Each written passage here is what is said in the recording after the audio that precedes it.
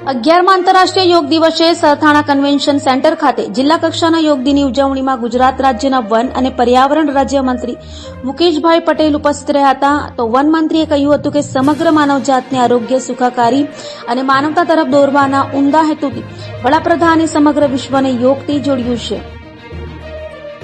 વૈશ્વિક ફલક પર 21મી જૂને વિશ્વ યોગ દિવસ નિમિત્તે સુરતના સરસાણા કન્વેન્શન સેન્ટર ખાતે ગુજરાત રાજ્ય રમતગમત યુવા સાંસ્કૃતિક પ્રવૃત્તિના વિભાગ દ્વારા આયોજિત જિલ્લા કક્ષાના યોગ દિનની ઉજવણી વન અને પર્યાવરણ રાજ્યમંત્રી શ્રી મુકેશભાઈ પટેલના અધ્યક્ષસ્થાને કરાઈ હતી. 11મા આંતરરાષ્ટ્રીય યોગ દિવસની શુભેચ્છા પાઠવતા વન રાજ્યમંત્રીએ જણાવ્યું કે યોગ એ ભારતની પ્રાચીન સંસ્કૃતિની વિશ્વને મળેલી અમૂલ્ય ભેટ છે.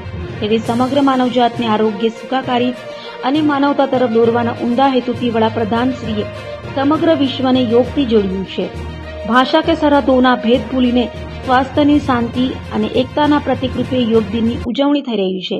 વધુમાં કહ્યું હતું કે આ વર્ષે yoga for one earth one હેલ્થની થીમ દ્વારા સ્વસ્થ સમાજ, સ્વસ્થ પૃથ્વીના નિર્માણની રચના કરવાનું ધ્યેય છે.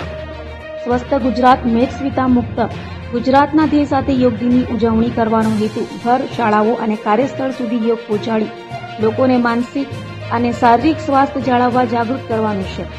મંત્રીએ વધુમાં કહ્યું કે યોગ જીવન જીવવાની કળા અને વિજ્ઞાન છે. સ્વસ્થ અને નિરોગી જીવન માટે નિયમિત યોગ આવશ્યક છે. યોગ શરીર સાથે મનને પણ સ્વસ્થ રાખે છે. શરીર સાથે મનની મર્યાદાઓ પર વિજય મેળવવા યોગ ખૂબ જરૂરી છે એમ જણાવતા મંત્રીએ વધુને વધુ લોકો યોગ અપનાવી સ્વાસ્થ્ય પ્રેમી બને તેવું આહ્વાન કર્યું હતું.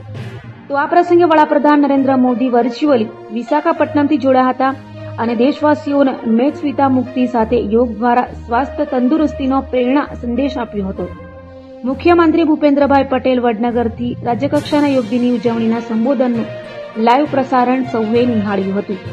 સુરતમાં 45 મિનિટના કોમન યોગ પ્રોટોકોલમાં મંત્રી મુકેશભાઈ, સાંસદ મુકેશભાઈ દલાલ, ધારાસભ્ય સંગીતાબેન પાટીલ, પુણેશભાઈ મોદી, મનુભાઈ પટેલ, સંગઠન પ્રમુખ પરેશભાઈ પટેલ, શાસક પક્ષ નેતા શશી ત્રિપાઠી, જિલ્લા કલેક્ટર ડોક્ટર સૌરભ પારગી, સુરત મહાનગરપાલિકા commissioner Shalini Agrawal, police commissioner Anupamsinh Gehlot, જિલ્લા વિકાસ અધિકારી શિવાની ગોયલ સહિત વિવિધ વિભાગના અધિકારી અને કર્મચારીઓ, મોટી સંખ્યામાં વિદ્યાર્થીઓ, સ્વૈચ્છિક સંસ્થાના પ્રતિનિધિઓ, યોગ બોર્ડના કર્મયોગીઓએ યોગાસનમાં જોડાયા હતા. मेरा नाम जानवी सिंह आनिया है. मैं 8th स्टैंडर्ड में अग्रवाल विद्या विहार में पढ़ती हूँ. मैं वन ईयर से योगा कर रही हूँ और मैं आप लोगों को भी बोलूँगी कि योगा करो. उससे हमारा स्टडी में फोकस बढ़ता है, हमारा पढ़ाई में ज़्यादा मन लगता है, हमारी बॉडी शांत रहती है और हम फुल डे एनर्जेटिक रहते हैं. तो आप सब भी रोज़ योगा करना. Thank you. મારું નામ વેદાંત પંચાલ છે. હું 9મા ધોરણમાં ભણું છું અને મારી સ્કૂલનું નામ શ્રી શ્રી રવિશંકર છે. છેલ્લા 1 વર્ષથી હું યોગા કરું છું. મને ભણવામાં કોઈ સ્ટ્રેસ નથી આવતું. એ એનર્જેટિક ફીલ કરે છે ને ઘણી વસ્તુમાં કામ આવે છે. અને અમારા સ્કૂલમાં બહુ બધી યોગાની ટેકનિક્સ થાય છે, જેમ કે ભસ્ત્રિકા, સુદર્શન ક્રિયા. એનાથી બી કંઈ સ્ટ્રેસ નહીં થાય. તો મેં બધા સ્ટુડન્ટને કહું છું કે તમે આ યોગા કરો ને अपना મનને શાંત કરો. मेरा नाम विधि माहेश्वरी है.